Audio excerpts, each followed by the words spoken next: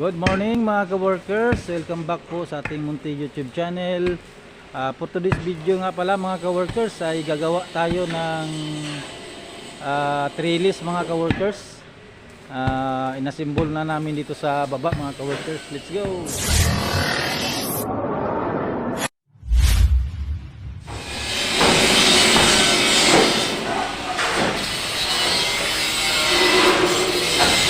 So nga pala mga ka-workers, yung ginagawa namin trellis sa taas na ito yung ikakabit namin doon sa may itaas ng kanyang terrace mga ka-workers, sa tatlong terrace niya doon sa taas. Ito yung ikakabit namin. Inasimbol na namin dito sa baba mga ka-workers, maliit lang naman ito siya para pagdating sa taas isalpak na lang siya mga ka-workers. Saka yung isang welder din mga ka-workers, nag-ano na rin siya, nag-cutting siya dito sa malaking trellis niya mga ka-workers, dito sa may parting baba. Yung pinaka-canopy niya mga ka-workers, ayan no. Inalay na nila mga ka-workers sa pag-cutting para mailagay na namin yung kanyang huling pasya. Bali 2x6 pa rin ang ikakabit namin mga ka-workers na tubular. Ito malapit na matapos po mga ka-workers. Yung pasya na lang yung kulang sa kanya, papunta din sa kabilang dulo mga ka-workers. Mahaba ito siya mga ka-workers, paikot itong area na to na kakabitan namin ng kanyang trellis. Yan mga ka-workers, 2x6 rectangular tube ang ginawa na ang kinabit namin mga ka-workers. 3mm yung kanyang kapal. Saka yung sa taas na area niya, yung sa may kanyang terrace, ito yung tatlong terrace niya mga ka-workers. Ilalagyan din namin siya ng trellis. Yan yung isa. Yung sa anak niya mga ka-workers, room 1 at saka sa room 2 at saka yung sa may master bedroom lang mga ka-workers sa mag-asawa. Ayan na po siya mga ka-workers, nakapag-umpisa na po silang magkabit ng kanyang pasya mga ka-workers. Pina-ispat-ispat ko lang muna mga ka-workers para gusto ko kasi sabay na lahat sa full weld mga ka-workers kapag nakabit na lahat yung kanyang pasya mga ka-workers, at yung natanggal na yung kanyang pinaka guide niya, yung nasa bandang ilalim mga ka-workers. Kailangan pa matanggal yan para mapantay na sila lahat. Kaya yan, sinabihan ko siya sa kanya na ispat-ispat lang muna para pag-align namin kung mayroong makikita ang diferensya mga ka-workers, at madali lang siyang matanggal, madali lang siyang baklasin mga ka-workers. Ayan ganyan yung mukha niya mga ka-workers. Ayan hindi pa sila continue yung pagka cutting nila mga ka-workers, kasi na-align pa yung niya, yung kanyang cutting. Kailangan talaga na magpantay yung bawat putol nila mga ka-workers para pagsalpak ng kanyang pasya dire-diretso na mga ka-workers. Ayan na nga mga ka-workers. Ayan na. Yan na yung mukha niya. Ayan, naikabit na nila yung pasya, papunta na yan dun sa kabilang dulo mga ka-workers. Naikabit na nila, magpo-full weld na lang sila mga ka-workers. Ayan napakaganda tignan niya mga ka-workers at napakalinis. Wala kang makikita mga disturbo, at saka napakatibay niyan mga ka-workers kasi nakakapit yan dun sa aming biga, malaking biga. At saka dito na sila sa bandang likod niya mga ka-workers, yung paikot na parte ng area niya. Ayan yun yung mahaba niya na natapos na. At saka nandito na sila sa kabilang gilid sa may left side niya mga ka-workers, nagkakabit sila. Pinauna ko na ikabit yung pasya niya kasi maiksi lang naman itong area na to para dire-diretso na sila mga ka-workers. Ayan, nag-align, nagkunuhan lang muna yung tamang layout niya at saka yung kanyang level. Napa tira ko na yan, napacheck up ko na yan sa kanyang laser mga ka-workers, at okay na yung kanyang pinaka level niya mga ka-workers, okay na. Kaya yan, kinuhanan na lang nila ng sukat para makuha na namin yung tamang bilang ng kanyang mga materialis mga ka-workers.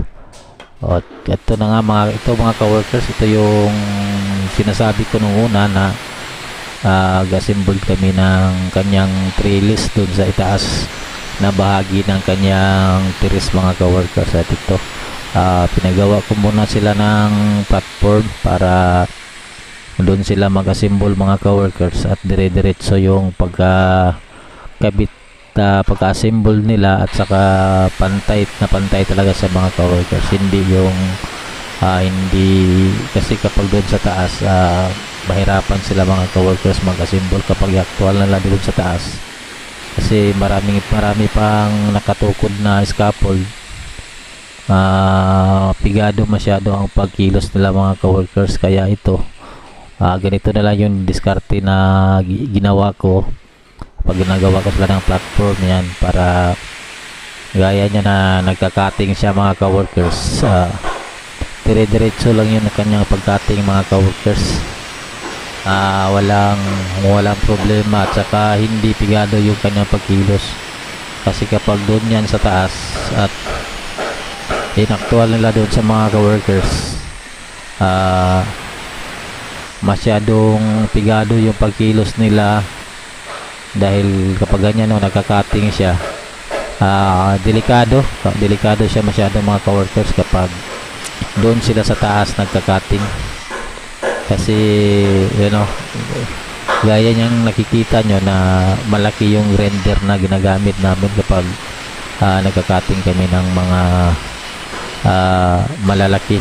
Kagaya niyan 2x4 yung kinating namin mga ka-workers, at may kapal kasi siya na 3mm, kaya hindi pwede yung maliit na grinder ang gagamitin, kasi yung maliliit na grinder pang lang yun, pang tiles lang yun mga ka-workers.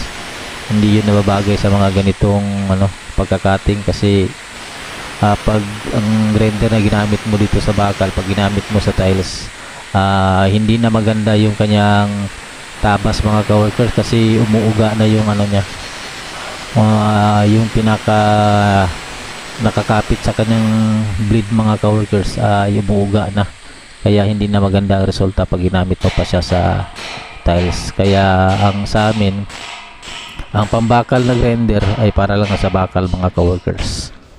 At ito na nga mga ka-workers, na kapag umpisa lang silang mag-assemble, ayun, napakabilis lang nilang na-assemble yung isa, at dire-diretso lang to mga ka-workers. Bali nga pala to, bali tatlong ganito mga ka-workers yung assemble nila, dalawang 3.7 at saka isang 6.3.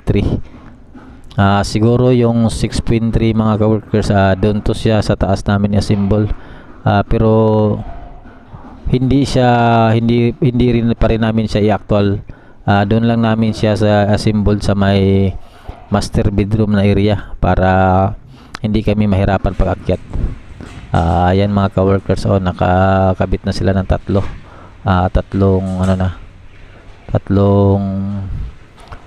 tubular sa gitna. Ayan, nakakabit na sila. Ayan, dahan-dahan lang yung paggawa nila mga ka-workers, para sure ball na. Kasi sinasabi ko talaga sa kanila na kailangan, kahit hindi masyadong mabilisan yung pagkagawa, basta wala nang balikan, sure ball na mga ka-workers. Pag check natin, okay talaga siya, kaya para diretso na salpak pagdating sa taas. Retouch na lang siya sa pintura. Pagkatapos niyang mai-retouch, maikabit na kaagad dun sa dapat niyang pagkakabitan mga ka-workers. Ayan mga ka-workers, samahan nyo lang kami, panoorin nyo lang itong video na to hanggang sa dulo. Baka may makukuha rin kayo at may matutunan sa mga bawat diskarte na ginagawa namin. Kung nasa inyo lang yun mga ka-workers, na kung gagayahin nyo ba yung mga diskarte namin. Kasi yung diskarte namin kapag ganito lang, kasi maliliit lang yung gagawin namin mga ka-workers, at kayang-kaya lang bubuhatin ng mga tao, 2 tao o 3 tao nga kaya lang siyang buhatin. Dito ko talaga sa baba pinapa-assemble mga ka-workers para mas mabilis siyang gawin at hindi malagay sa langanin yung mga tauhan ko, lalo na kapag sa taas na marami pang scaffold. Ayan, no. Ilang ano pa lang na malapit na nilang matapos makabit yung lahat ng kanyang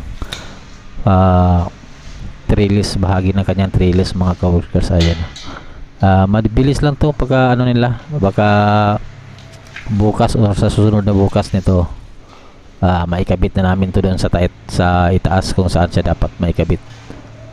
Okay, let's go mga ka-workers. Kung bago nga palang kayo napadpad dito sa aming munting YouTube channel, huwag nyo naman pong kalimutan na paki-like, share at paki-subscribe na rin po mga ka-workers. Maraming salamat po. Ito na nga mga ka-workers. Yan, na-assemble na yung isa, nag-pull weld na lang, bali 2 na yung na-assemble nila trellis. I-pull weld na lang to mga ka-workers. Pagkatapos nito ma-pull weld, linisan, i-grinderan to siya mga ka-workers. Pagkatapos na ma-grinder niya, i-retouch na to siya ng pintura at isalpak na to doon sa taas. Okay, hanggang dito na lang mga ka-workers, at maraming salamat sa walang sawa nyong suporta sa aming munting YouTube channel. God bless po sa inyo. Ingat po tayo palagi. Bye bye. Hindi madali ang daan patungo sa iyong mga pangarap. Hindi mabilis marating tagumpay na hinahanap. Minsan madadapa, matutumba, luluha, masasaktan.